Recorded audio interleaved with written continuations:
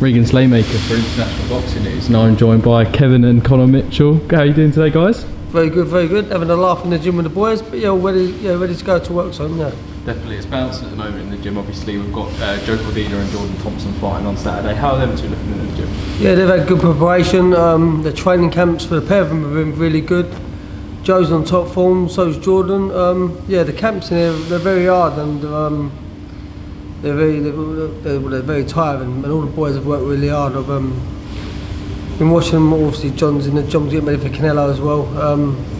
They've all worked alongside each other. It's actually been a really good time because they've all been fights coming up close to each other. So, all working alongside each other's work to really helps the boys train together. It works a lot easier for the boys, like running in the mornings, the gym sessions, the sparring. They'll knuckle in together, but it's been going really well for them all, yeah. Definitely, I was going to say, when I talk to everyone in the gym, kind of, it's just one big family and everyone kind of works together and helps each other as well. Obviously, Connor, kind of the latest kind of member of the gym, can I say, as well, not only training with world-class fighters, also training with your dad. What's it like training here with your dad and also training with all the world-class fighters in here as well, mate? Yeah, it's a good experience, like learning from the best, really. Yeah, it's good. Perfect. And does your dad ever wind you up when you're training it? I think he winds everyone up. I was going to say, there was a clip as well, kind of, I don't know if you saw it, though, kind of the behind the scenes for Joe's camp as well. Oh, the triangle. Yeah, the triangle and everything like that. And Tony was kind of talking about kind of the fighters that kind of wound him up a little bit the most. I think Connor was kind of saying, is it me? And I think Tony said your name, Kevin. Do you wonder why that would be? I was always taking the piss. I was always messing around. I always do it now. Like George just done an interview and there's me behind the camera taking the mick, doing a few naughty things to make him smile. I'm always taking the piss out of John. John loves it. Mind you, John did get a sense of humour after meeting me, but he was a bit quiet before meeting me. But yeah, he learned to be a bit funnier after that. Could be a comedian after he retires. No, in the gym, in such an hard environment, we're every day, we work very hard, and the boys will tell you themselves at first hand, like this gym's a very hard gym. A lot of kids want to get in this gym, and until they spend like a year or 2 years in this gym, they don't realise how hard the hardship of this gym is. And it's called Matchroom Elite for a reason, and it's because their training's elite training. It's very hard, it's very structured very well. And Tony Sims has been working at that side of training for many years, 30 odd years. And it's nice to lighten the mood a little bit, and that's what I try and do, lighten a bit of the mood up in here, take the mickey a little bit out of them. I like George looks well today, looks like Danny Zuko with his dodgy necklace. Fucking necklace he wore today was ridiculous. Yeah, I'll take the mickey out of him as well. He's got a lovely smile. Yeah. Perfect, mate. And kind of obviously you fought at the highest level as well, so you were saying off I got beat up a lot at the highest level. But to have people say you're one of the best fighters to not win a world title, do you take that as a compliment? I'll just say that as a pinch of salt, you know. For me, I look at things like I didn't win the world titles and that for a reason. I think like now I'm becoming a coach and that, and I'm enjoying what I'm doing.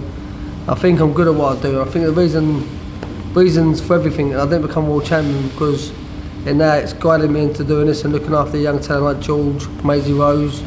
Like being with John, I've been with John now for years, training on and off with John for years.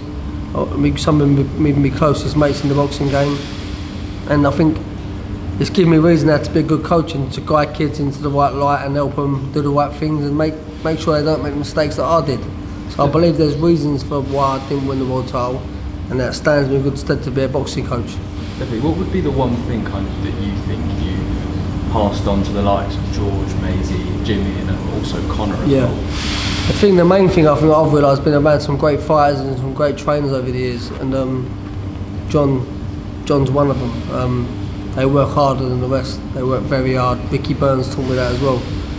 Johnny Ryder, like you got tough guy bravados, and people think they're tough and that, but like natural genetically, people like John are real tough people. Like naturally, they're really tough men. Nicest man you'd ever meet in the world, John. Like, but really is deep down a very tough man. But you just got to work very hard at what you're doing and make sure you're doing the right work every day. It's important you've got to be doing the right thing. If you're not with the right trainer, you're getting it all wrong. You might as well rewind the clock. But I'd say personally, with what I've realised over the years, you work extremely hard, and just work really hard at it and keep focused. Don't get distracted. Perfect. Obviously, Connor, have you found it? What would you say the most difficult thing is training here? Obviously, apart from being annoyed by your dad on a daily basis, what would you say the most challenging thing is with training here with everyone? The morning sessions on Tuesday and Thursday. What, they're definitely the hardest. What do those sessions entail, man? Well, you do hill sprints, there's a triangle, it's a mile sprint long. There's Leon C steps, you got to get up and within a minute. There's loads, and then you got another session after at like 12 o'clock. So I was going to say the stair session. I think when I'm watching that online, I think that tires me out. Yeah, that's the hardest one. Yeah, that's horrible. And who in the gym have you sparred?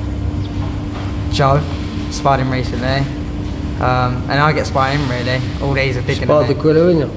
Oh yeah, yeah. I moved him around for the Canelo fight. So how are those spars with Joe? Obviously fighting on Saturday, world title against Rakimov. Do you think you've imitated Rakimov's style nice enough for Joe? Yeah, 100%. Definitely. And do you think we see Joe doing the business on Saturday night then? Yeah, I think he'll knock him out. And yeah, late rounds up 6-7. Gonna get him out of there. Perfect. And Kevin, also back onto you kind of. We were just talking to George off camera. I was actually watching your fight with Katsidas at work actually. I don't know what everyone else thought I was doing at work, but what's it? And obviously you sold at Upton Park as well. What does that mean to you when you kind of reflect on that night? Obviously your boyhood club as well. Yeah, for me back then, the best thing for me, I stayed normal. But looking back on that, I was too mature in my ways as a fighter, and that experience of me now moving on to be a trainer, I've learned from it. But yeah, it was good times, I had good experiences. Sold at Upton Park. Back then, it was the bigger ticket sales in history. Yeah, but it's just like things like that, but like silly things. I say to my mates, how often do you get one of your mates fight the best pound for pound fighters on the planet? John, like, how often do you get mixed with that and been around that? And we're lucky to be where we are. He was sparring, helping Joe, like Joe had like 10 rounds in the ring and needed the last 4 rounds being done, so we threw him in for the last 4 to basically stick it on Joe, bombing the hooks in and that. But for the experiences for him, like, he can't understand where he's at, even to be in the gym daily, like John moves around and talks to him as he spars him a few rounds here and there. John obviously don't hit him, but like, being around this sort of experience, and you can't buy it, and being around Joe getting ready for a world title fight at the age of 18, just doing 4 rounds of him, you can't buy that experience. Like, just being around the boys, like watching them wrap their hands and sitting around being here, he's lucky, so lucky, you could not believe it. But over the years, I believe in boxing you don't stop learning, and I think you'll keep learning until the very end, until I end up calling it a day. But being in this gym for these young talents so much, even George, he's only young, 20, he's gaining such great experience, like sparring John today. John's getting ready to fight Canelo, the best pound for pound fighter on the planet.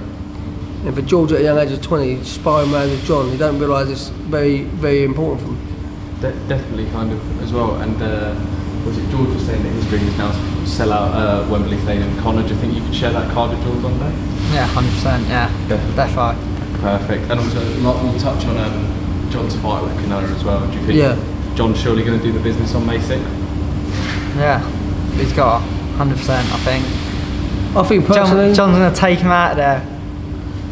John's smiling.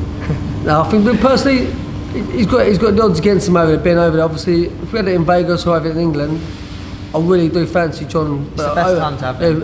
Of all times to fight Canelo, it's the best time to have him now. And I think the reason that the fight hasn't happened for John, and they haven't said yes to John in the last 2 or 3 years, is because I think he knows John's going to be hard work. John's fought at the elite level for quite some time now. I don't think any fighter's ever actually caught him. I actually see him get caught by Jacob twice with 2 backhands, and it didn't bother him. But if John's ever been in any hard, tough wars or anything, even at the level he's fought at, I think Canelo's knows he's got his work cut out for him, knows he's in for an hard night's work, hence that's why I think they've took us to Mexico. But yeah, of all times they get him, I think John can get him and do him now. Definitely, and kind of want to touch on your kind of boxing career so far. How has it been fighting in the amateurs, mate? Things like that. How is your amateur career progressing? Yeah, it's good. I've been in a semi-finals now and the finals of the ABAs. Now I've got 7 weeks to a box cup, and then 2 weeks after that I've got another box cup, and then I'll be in the senior ABAs, and then got no head guard. Oh, nice. So the ABAs, for some people don't know, that's just like the amateurs, but they dress it up like the pros, don't they, without the head guards and things? Yeah, like when you're a senior, yeah. Perfect. Do you think kind of the sparring here will give you kind of a bit more of a because like, you get used to that man strength as well, like being in with men. because like, as soon as you go to no weight guard, then you start fighting men. So where I've been like sparring men already, I'll have that experience. So Perfect. What would it mean for you to win the ABAs, mate? yeah, it's big. It'd be a big thing, yeah. Perfect. I mean, that'd be one more ABA title than I've ever won, mate. So that'd be perfect. And my final question for you guys, I'll ask you Connor first, and then Kevin, I'll go to you. What does boxing mean to you? Everything. It's my life now. Like literally in it every day. Yeah, it means everything. Perfect. And Kevin, what does boxing mean to you? Yeah, it's the same as what he just said, really. Like, I think all of us in here, the men that have been involved with boxing, we're all quite passionate people. It's your life, and like even like when I retired, I didn't know what I actually wanted to do, but little did I know, Tony was going to plant a seed in my head 2 years before I retired, and started asking me to talk about in the gym, coaching and that. He sees something that I didn't, obviously, in the sense of me being a coach. So I think it's a lifestyle, yeah, it's a life, and it's the love for the sport, and it's become, yeah, it's just a lifestyle for my life. It takes over. Perfect. Cheers, guys. Thank you. Cheers. Cheers. Cheers.